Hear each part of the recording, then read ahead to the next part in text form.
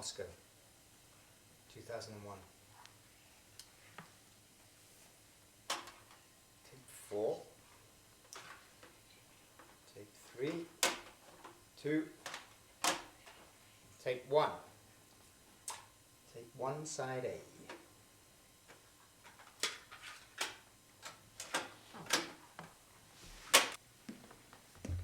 Moscow is all things to all people.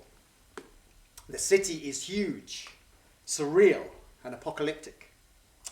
After a few weeks here, the bizarre becomes normal, and you realize that life is, as Russians say, bespredel. Bespredel. Нали? Да. Without limits. Traditionally, Moscow has been a place for strangers, like me, to throw themselves into debauchery. Good times. Leaving poorer and wiser. And with the fall of communism, it has reverted to its lusty, violent ways. It has reverted to its lusty, violent ways. I'm staggering back, and it's like 11 o'clock in the morning, and outside it is snowing. It is snowing like I've never seen it snow before, and it's just full. The air is thick, white with this stuff, and it blows in your eyes and up your nose and everywhere, and the sun is blotted out by this mist of snow. I'm drunk. I've been out since 5 o'clock yesterday afternoon, so that's about 15 hours, and it's been a really good night, a really fucking good night. She doesn't know it, but I've left a rose on her door earlier in the day. I'm not in love with Angela, okay? You got to realise I'm not in love with Angela, but I did leave a rose outside her door because I could have left the rose there, or could I not left the rose there? So I left the rose there, and she called me back about 2 hours later. And she's here. She's here with me now in my old Soviet apartment. She's brought her dirty washing. We've bought a bottle of vodka, and we've started to drink the vodka. And the nice thing about vodka, when you drink it like the Russians drink it, you drink it pure, you drink it neat, you don't water it down. It has a very, very, very nice effect on you. So, me and Angela start drinking the vodka. And as me and Angela talk, as me and Angela drink the vodka, it is as if doors open to other universes. There are manifestations, there are characters that appear in the apartment with us.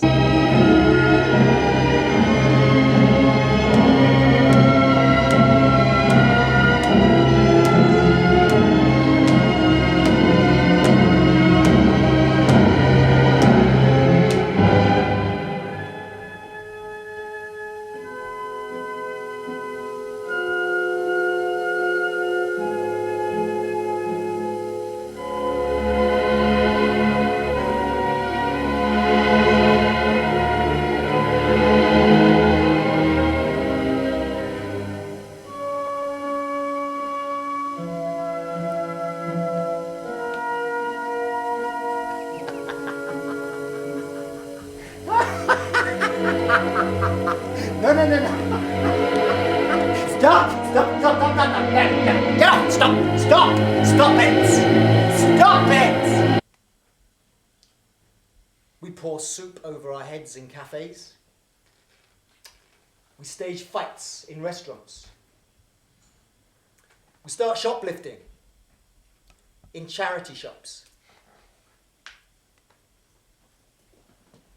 One day, we stand on the bridge over the Moscow River and we contemplate jumping in together. We are Bonnie and Clyde. We are natural born killers. We are out of control. We decided we'd get out of Moscow. Let's get out of here, yeah? We spent all this time in Moscow, so let's get out. Let's go and do something different. So I got my guidebook and I found a place. I found a nice place we could go. Suzdal. Let's go to Suzdal. Suzdal is a Russian fairy tale vision of onion domes above meadows and woods, besides a meandering river, spanned by wooden footbridges and green with reeds and lilies in summertime. It looks gorgeous, whatever the season, but especially in winter, blanketed with snow. Suzdal became the religious centre of medieval Rus, when the ancient tribes of Kievan Rus spread east and formed Russia as we know it. In its heyday, Suzdal had 50 churches, monasteries and cathedrals. As the town covers only 7 square kilometres, you can comfortably explore it on foot. So, we got on the dog. The dog is the nickname for the train that goes to Vladimir. When we got to Vladimir, we got on a bus, a tiny, tiny little bus. And that took us to Suzdal. And oh my God, Suzdal. Suzdal is even more beautiful than it's described in the guidebook. It is like a postcard. It is amazing. And we even stumble upon there's like a little kind of craft fair. There's a tiny little tourist industry that's here. And they sell little homemade knickknacks. One of these. Original Russian clacker. And they had flags. They had flags as well. So me and Angela, because this is where we were made, this is where it all happens, we run around Suzdal. Russia! Russia! Russia! Celebrating our time in this magical country. In the middle of Suzdal, next to Lenin, is a huge monument. Huge monument. And it's got a list of names, like a big list of names, thousands.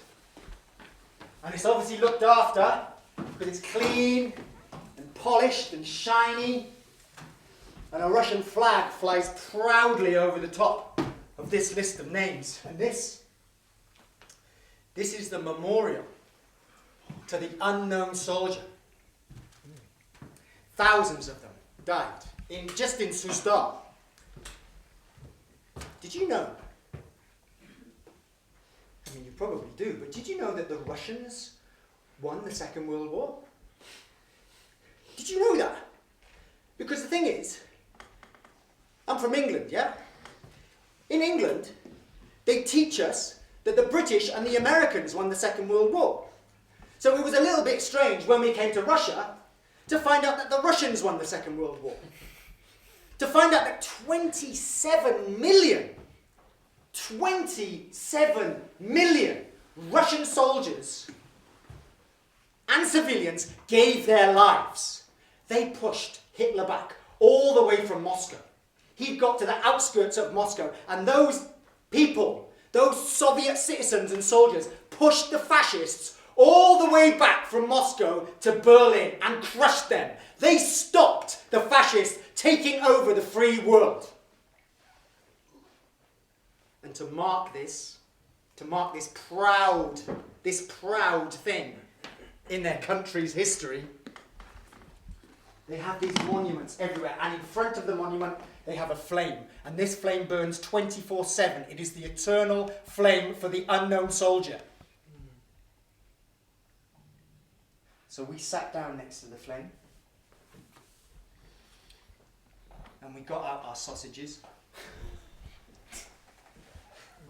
and we barbecued our sausages.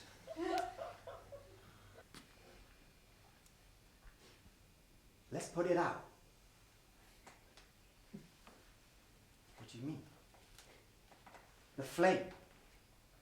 Let's put it out.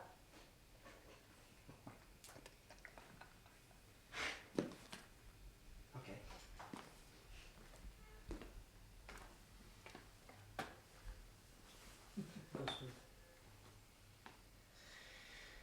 So I pissed as accurately as I could onto the flame. squeezed and I squeezed and I pissed. But there's a lot of gas in Russia. And I gave up. Come on. But just then, I heard something. I turned around and there was Angela. She had lifted up her dress, pulled down her knickers, tilted her pelvis forward, and she was shooting a thick fountain of piss directly onto the nozzle of the gas pipe. And like that, she put it out.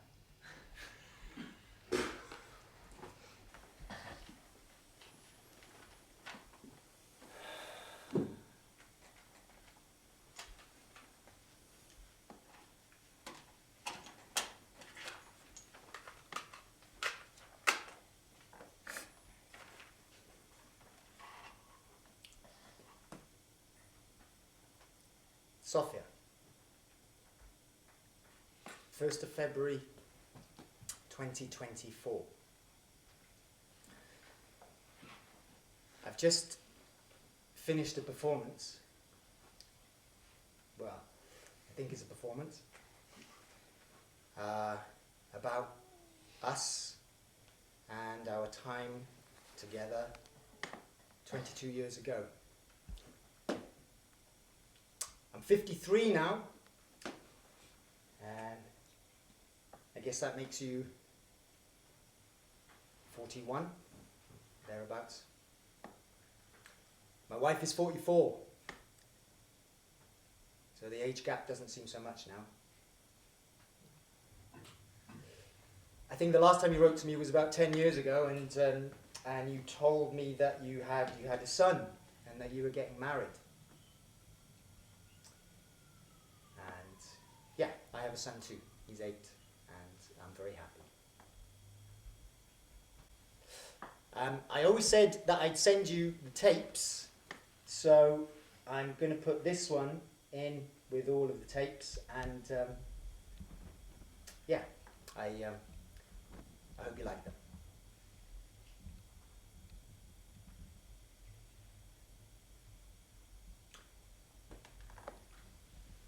It would be nice if we did see each other again. Or maybe that's a really bad idea. Anyway, if we did, I always thought it would be a good idea if we could do, I don't know, go for a coffee, go for a walk, take our kids to a playground. Yeah, something really ordinary. Maybe we could get together and do something really ordinary.